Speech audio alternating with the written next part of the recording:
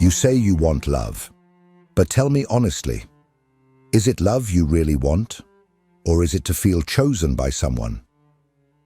Because there is a huge difference between loving and wanting to be loved. Most people who say they seek love are actually thirsty for validation. They want someone from the outside to prove what they cannot sustain on their own worth. They want to be seen, admired, desired, not because it strengthens the bond, but because it silences the insecurity that screams inside their chest. Erich Fromm, in The Art of Loving, got straight to the point. Most do not seek to love. They seek to be loved, because being loved seems easier, more comfortable. Loving requires effort, discipline, commitment. Being loved seems like a gift that solves everything. If someone loves me, then I am important. Then I deserve to exist. And this is where the illusion begins. You don't want love. You want the feeling that you are finally enough, that someone looked at you and said, with their gaze or touch, you are worth it. Because deep down, you don't believe that on your own. Your desire for love is not about sharing. It's about filling. Filling that internal void that no one sees, but that you feel every day.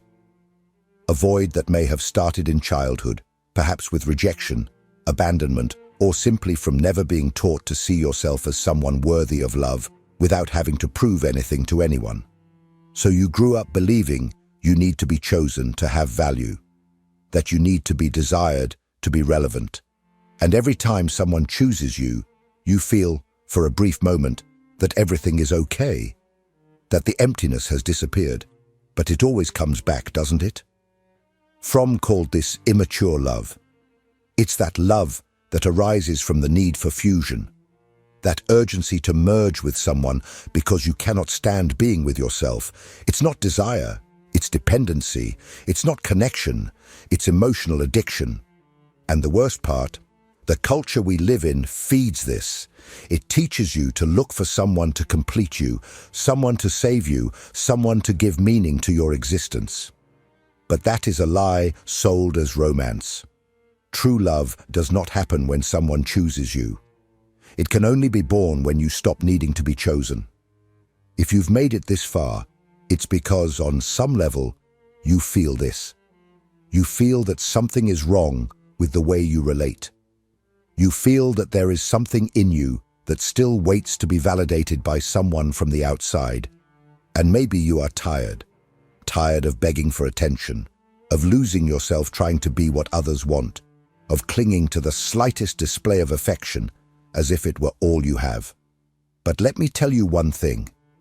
This video is not to comfort you. It's to awaken you. Because as long as you don't see the root of your emptiness, you will continue to call neediness love and dependency connection. And that only destroys you from within. Most people see the problem of love primarily as the issue of being loved, rather than the issue of loving, of being capable of love. Erich Fromm, The Art of Loving. This sentence should not just be read. It should be digested slowly, because it reveals an emotional distortion that dominates almost all modern relationships. The idea that love is something to be received, rather than something to be offered. And it is precisely this inversion that transforms what should be a mutual growth experience into a desperate search for validation. Have you noticed how, when thinking about love, what comes to the minds of most people is, will someone choose me? Am I interesting enough? Am I worthy of being loved? These are legitimate questions, but they reveal a completely outward focus. In this scenario, love becomes a kind of prize, and the person, a product trying to be attractive enough to deserve that prize. Fromm points out with surgical precision this misunderstanding. Being loved is the passive side of love. It is being the object of love. For many, being loved means being desired. And therein lies the problem. We confuse desire with love. We confuse being seen with being cared for. Desire is great, but it is unstable. It can ignite in 1 second and disappear in the next. And if your sense of worth is based on being desired, then you become a hostage to the gaze of the other. Your self-esteem becomes a leaf in the wind. Just one rejection, one silence, one no, and everything crumbles inside. But Fromm goes even deeper. He says that this obsession with being loved has roots in how we structure our emotional lives from an early age. He states, most people are eager for love, but almost no one is truly capable of loving. Because to love truly requires something that almost no one is willing to face: emotional maturity. Loving requires stepping outside oneself, looking at the other with responsibility, with intention, not as someone who will complete you, but as someone with whom you wish to share your wholeness. And that is rare, because we are too busy trying to be noticed, trying to prove, with every like, with every response, with every gesture of attention, that we deserve something, that we are worth something. This confusion between loving and being loved creates fragile, anxious relationships, intense at the beginning and devastating at the end. Relationships where two individuals come together not to build something, but to extract from each other what they feel is lacking within themselves. It is not love. It is an emotional bargain, a silent pact. Give me the feeling that I am worth it, and I will give you whatever you want in return. But the bill always comes due, and in the end, there is emptiness left. Again. But what exactly are we trying to fill with this desire to be loved? What is this internal void that makes us so susceptible to any affection that seems genuine? The answer to this lies in a central idea of Fromm and will be the focus of the next part: the neurotic need for fusion, the addiction to feeling complete through the other, and the price paid for it. Let's go. If this content is making sense to you, click the subscribe button and subscribe to the channel. Thank you for your support. There is a brutal difference between loving someone and needing someone. But most people who say they are in search of love are actually starving for something much more primitive: validation. The desire is not to connect. It is to feel worthy. It is not to share one's essence. It is to be chosen as a way to fill the internal void that has never been faced directly. And this is where Erich Fromm's theory becomes not only relevant, but necessary. Fromm speaks of what he calls the neurotic need for fusion. In his words, the deepest desire is not for sexual union, but the yearning for fusion, to rid oneself of separation, to escape the prison of the self. Do you understand the weight of this? When you chase after someone to be loved, it is not love that you are seeking. It is fusion. It is the momentary relief from your own internal separation. You want to escape from yourself. You want someone to hold you so tightly, emotionally, physically, symbolically, that for a few seconds you disappear. That the voice inside your head goes silent. That insecurity evaporates. That the fear of not being enough, of being alone, of being forgotten, vanishes. But this is impossible, because no one will give you this in a lasting way. No human being will forever bear the weight of proving to you that you have worth. No relationship will heal a wound that is yours. And as long as you insist on this illusion, the illusion that being chosen transforms you into someone complete, you will live oscillating between euphoria and collapse, between idealization and frustration, between now it will happen and again it didn't work. Fromm makes it clear that this type of symbiotic fusion is not love. It is a regressive form of relationship based on dependence and not on freedom. He writes, "In symbiotic love, two people become one, but neither remains as an individual. It is a union without integrity." And this is the trap, because what you call deep love may just be a camouflaged dependency. Perhaps what you feel as overwhelming passion is, in fact, an addiction to feeling important to someone. It is like an emotional drug. When the other chooses you, you feel alive.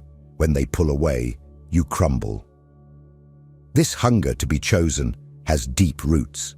It does not start in adulthood, in relationships, in frustrations. It starts much earlier.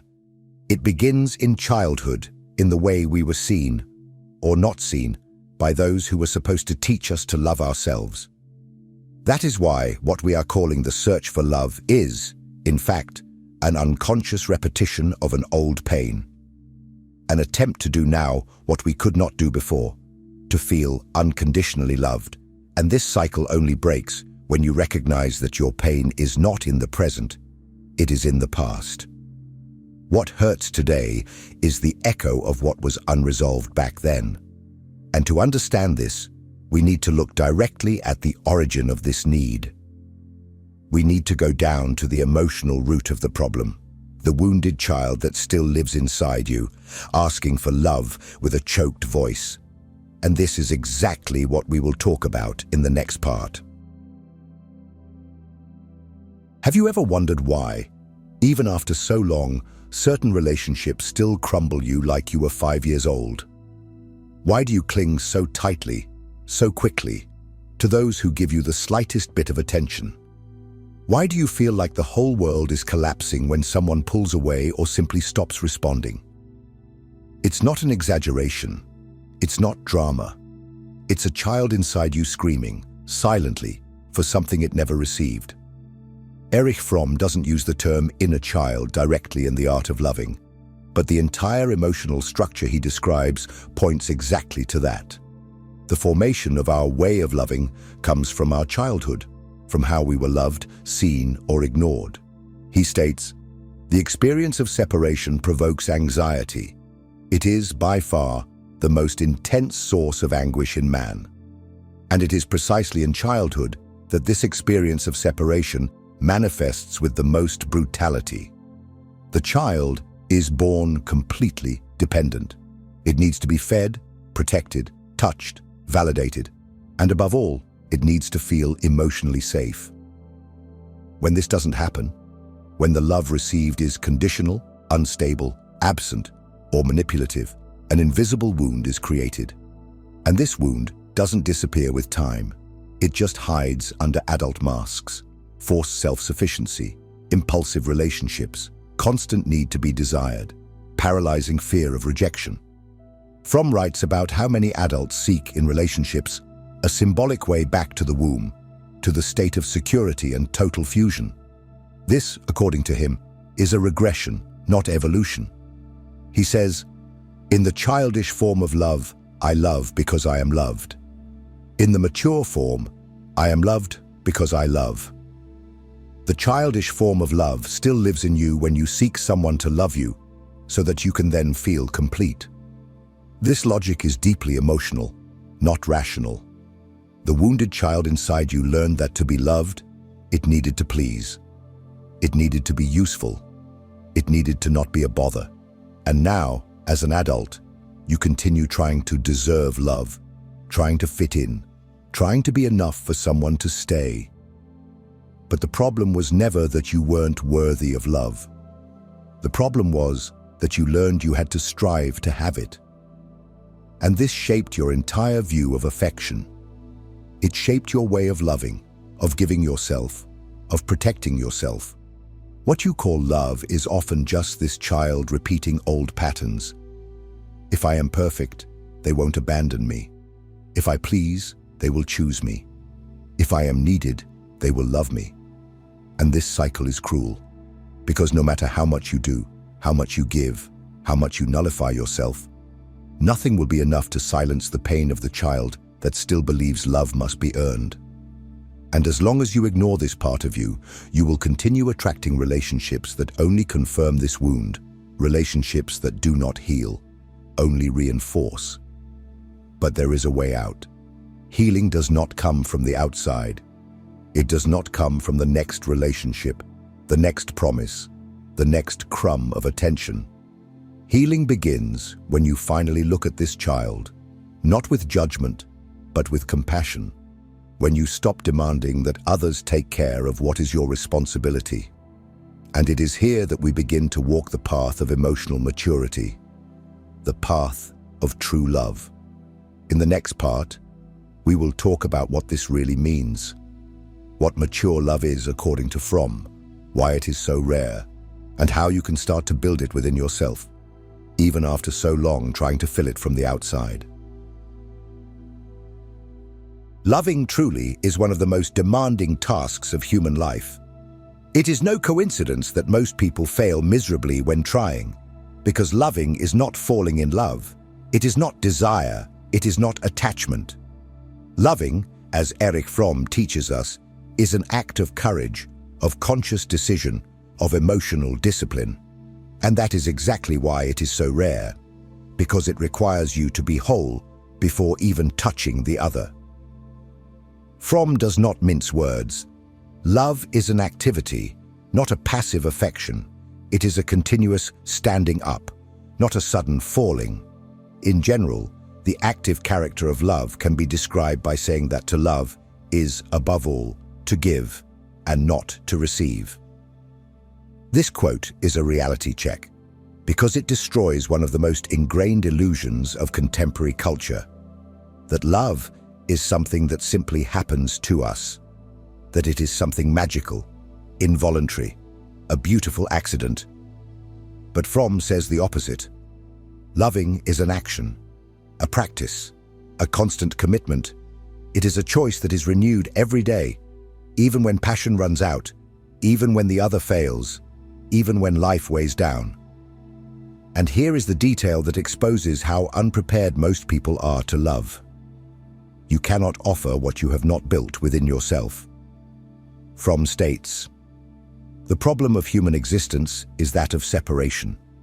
Love is the answer to this problem, but only those who have overcome the separation within themselves can truly love." In other words, as long as you are internally fragmented, you will use the other as a patch. You will confuse presence with salvation. You will think that being with someone is enough, when in fact, to love is to be with someone, even when it would be easier to flee. And this is only possible when you have already resolved the most difficult conflict, the relationship you have with yourself. Loving requires presence, and presence requires maturity. Most relationships collapse not due to the absence of feeling, but due to the absence of emotional structure. People who confuse attention with love, attachment with bond, neediness with surrender. Fromm insists, love is an art. And like all art, it requires learning, patience, practice, and, perhaps most importantly, humility. He writes, "Anyone who intends to learn the art of loving must start in the same way one starts to learn any other art, through practice, discipline, concentration, and patience." But how many are truly willing to do this? How many are willing to stop consuming love as if it were a shelf product, ready to be used and discarded?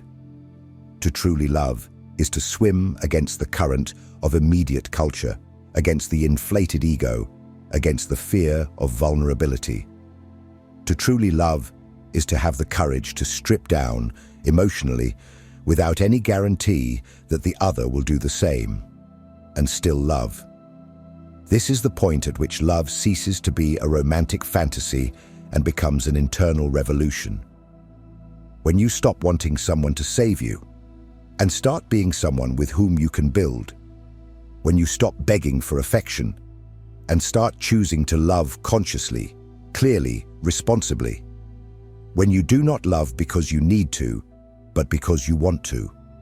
But for this to happen, it is necessary to see and abandon one of the greatest emotional traps of our times, the infantilization of love promoted by modern culture. The idea that to love is to be chosen, to please, to fit in, and that the other is there to fill our voids. In the next part, we will dissect this collective fantasy and show why it prevents so many people from living a real love. If what you are feeling now resonates with your deepest pains, my ebook, Beyond the Shadow, will take you even deeper. It explores the central ideas of Jung and provides you with practical tools to understand your emotional patterns and begin to heal from the inside out. The link is in the pinned comment. We live in a culture that packages love as a product, easy to consume, easy to discard, seductive at first glance, and superficial in content. Hollywood, social media, romantic songs, everything repeats the same sweet and dangerously false message, that to love is to find someone who completes you, someone who makes you happy, someone who fills your voids with presence, affection, and promises. But that is not love. It is emotional dependency disguised as poetry. And Erich Fromm knew this long before the age of algorithms. He writes, "In modern culture, most people believe that loving is simple, and that the difficult part is finding the right object to love, or to be loved by.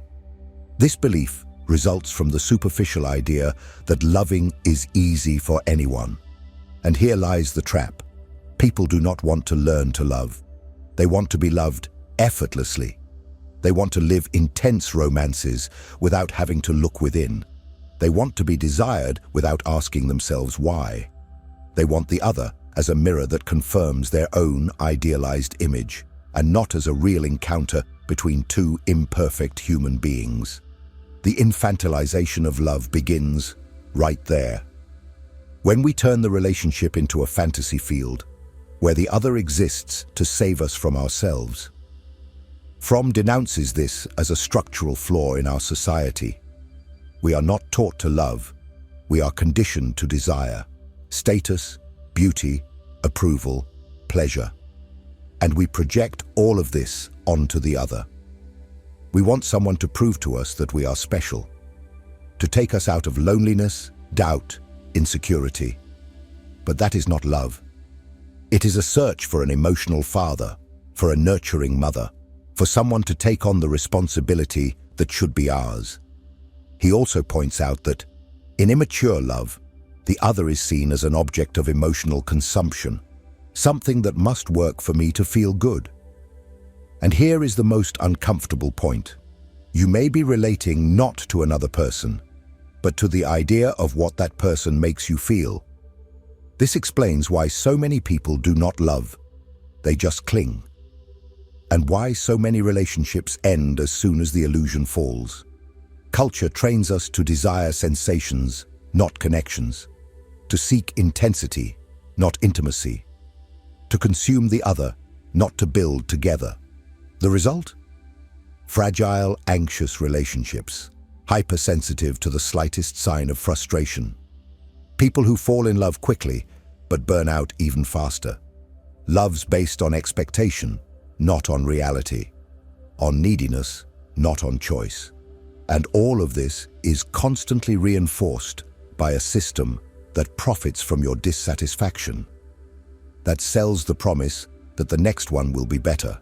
That if you haven't found the one yet, it's because you haven't tried hard enough to appear more desirable, more interesting, more perfect. But true love does not happen in showcases. It does not arise from emotional marketing. It can only emerge when two people meet without the need to complete each other, but with the willingness to share themselves. And this requires a type of awareness that goes against everything we have been taught about what it means to love. In the next and final part, we will talk about this turning point, the moment you stop seeking love to fill yourself and start loving as an act of freedom, a love that does not arise from neediness, but from overflow. That does not require being chosen, because you have already chosen yourself entirely. Let's get there. True love begins exactly where need ends. It does not arise from lack, urgency, or the fear of being alone.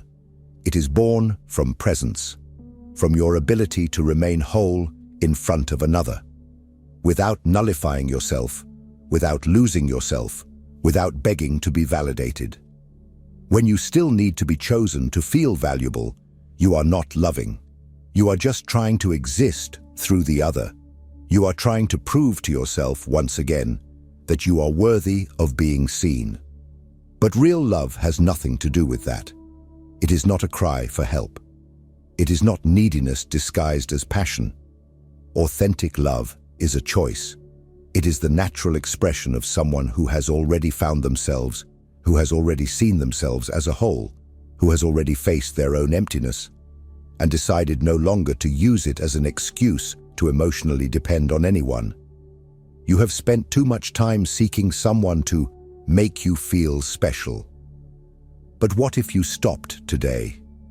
What if you decided that from now on, your worth will no longer be measured by the eyes of others? Because that is exactly where freedom begins. The love that comes after this does not bind, does not demand, does not suffocate. It shares, adds, builds. It does not try to fill what is lacking. It overflows. Now I want to know from you. If this message resonated with you, leave in the comments. I do not need to be chosen to feel whole. Write this as a commitment to yourself. Because it is when you declare this that you begin to take control of your story. And if this touched you, do not stop here. The next video is also essential on this journey. Watch it. It may show you what you have not yet had the courage to face.